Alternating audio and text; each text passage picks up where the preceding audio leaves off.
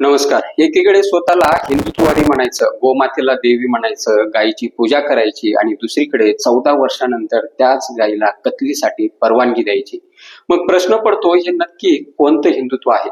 जनतेला हिंदीतून संस्कार शिकवणारे, धर्माच्या नावावरती मत मागणारे हेच लोक आज गोमातेबाबत अशी भूमिका घेत असतील, तर मग हिंदुत्व फक्त निवडणुकीपुरतंच आहे की काय, असा प्रश्न पडतो. ज्या गायीला माता म्हटलं जातं, तिचं वय झाल्यावरती तिलाच कापायला देणं ही संस्कृती आहे का? हा धर्म आहे का?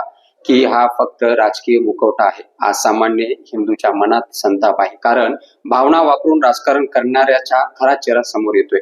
जर गोमाता खरंच पूजनीय असेल तर तिचं संरक्षण शेवटपर्यंत झालं पाहिजे, की उपयोग संपला की विचार सुद्धा संपतो. आणि सर्वात मोठा प्रश्न, या निर्णयावरती मोठमोठे हिंदुत्ववादी नेते शांत का आहेत? सोशल मीडियावरती रोज धर्माच्या पोस्ट करणारे आज गप्प का आहेत? विचारायचा जनता आता प्रश्न विचारते, कारण धर्म, संस्कृती आणि श्रद्धा या फक्त मतासाठी वापरण्याच्या गोष्टी आहेत का? हिंदुत्व जर खरंच असेल तर कृतीत दिसलं पाहिजे, ते भाषणामध्ये नव्हे. पश्चिम बंगालमधली ही गोष्ट आहे.